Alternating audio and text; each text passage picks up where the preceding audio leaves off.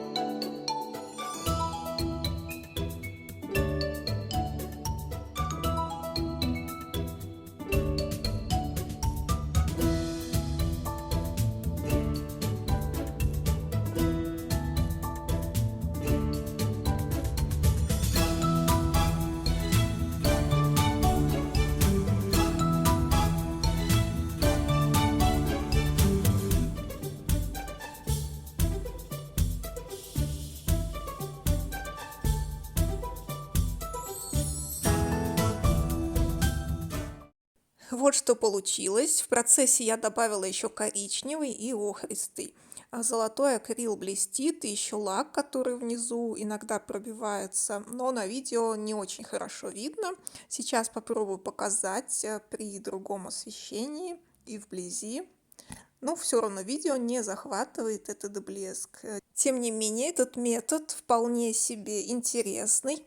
Правда, с этой иллюстрацией он, наверное, не очень хорошо сочетается, но я думаю, что этот метод можно использовать. Он неплохой, но, возможно, с другими иллюстрациями. Из того, что я еще успела сделать на этой неделе, это иллюстрация в мифоморфозах. Мне нравится то, что получилось. Получилось довольно симпатично. Я надеюсь, вам тоже понравится. Эту иллюстрацию я полностью раскрасила акварелью, использовала также белила. Сам процесс мне очень понравился. Вообще в мифоморфозах получается раскрашивать акварелью. Здесь она нормально ложится. Конечно, я не использовала слишком много воды. Особенно мне нравится, как получились горы. Я использовала фиолетовый и 2 синих для гор. Здесь на иллюстрации есть и снежные люди, и волки. Вообще очень такая интересная иллюстрация. Что мне больше всего понравилось, так это то, что акварелью получилось раскрасить достаточно быстро. И предлагаю вам понаблюдать за этим процессом.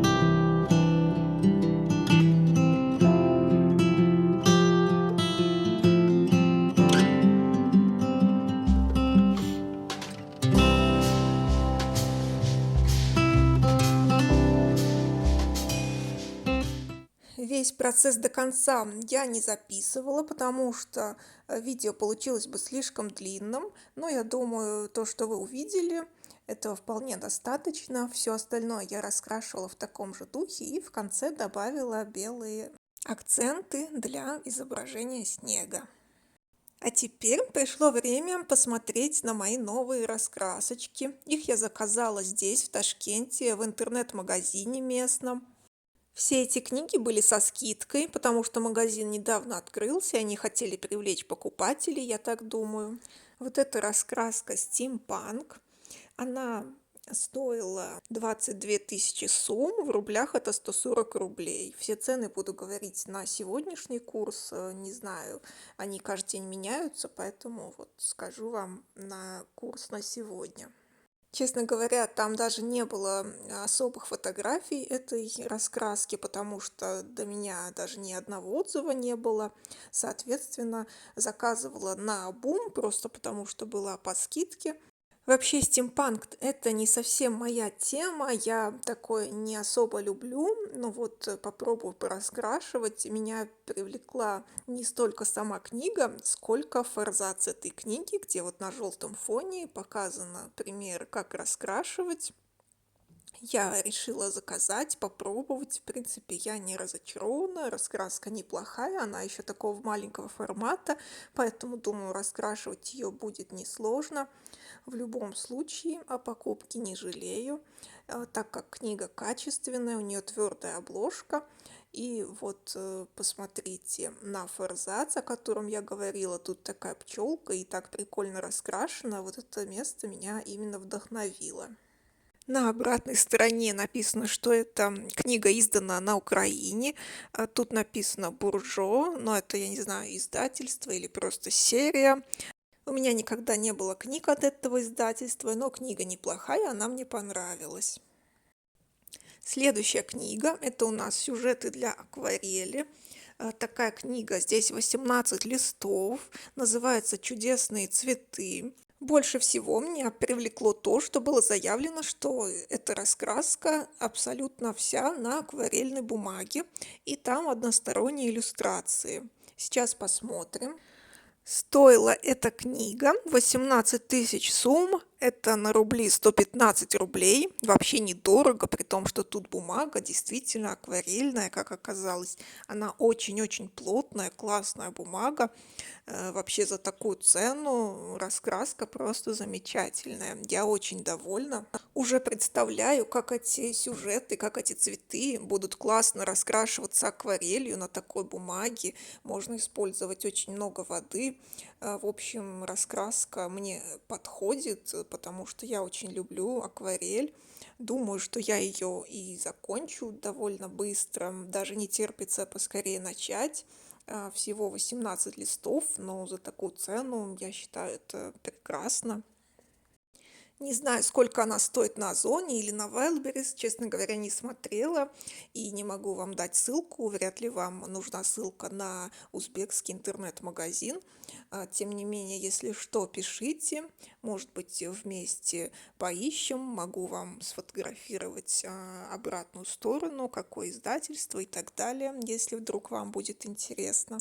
Тут еще на обложке такая красивая иллюстрация, очень красиво раскрашена. Я думаю, что будет здорово эту книгу раскрасить вот в таком стиле, как здесь показана обложка. Так что еще раз повторю, что книга классная.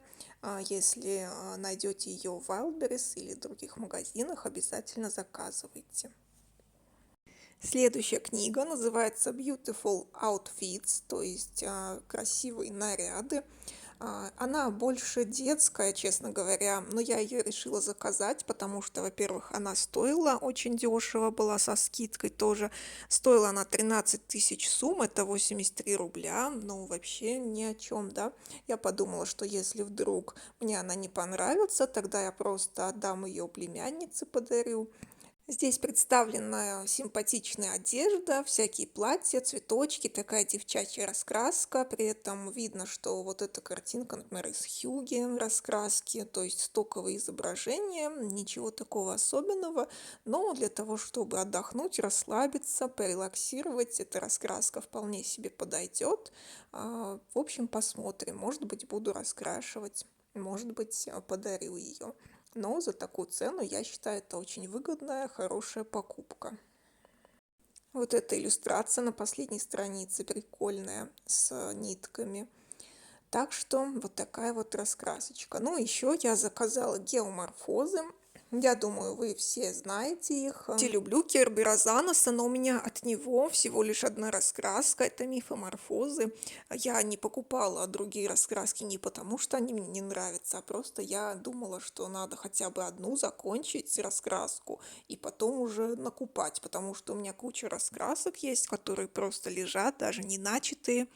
Вот, и как-то, знаете, покупать новые, когда у тебя куча еще не начатых, не совсем разумно. Но такая возможность мне выпала купить эту книгу, я ей воспользовалась, стоила она 27 тысяч сум, а по сегодняшнему курсу это 173 рубля, тоже недорого. Эта книга более тонкая, чем мифоморфозы. И что меня удивило, это то, что здесь раскраска с односторонними иллюстрациями, потому что у меня мифоморфозы, они на двух сторонах напечатаны иллюстрации, много разворотов, а здесь вот все по отдельности, каждая картинка на своей стороне. Я, честно говоря, удивилась, не ожидала. Тем не менее, листов тут меньше. Но я думаю, будет удобно так раскрашивать, потому что иллюстрации односторонние. Не буду подробно пролистывать, я думаю, все уже эту раскраску знают, все уже ее видели. Так что лишь скажу, что это издательство от Эксмо 22 года. Книжка хорошая, качественная. Буду с удовольствием ее раскрашивать. И на этой ноте видео подходит к концу. Буду очень рада вашим комментариям, вашим лайкам. Большое спасибо вам за просмотр. Увидимся совсем скоро. Пока!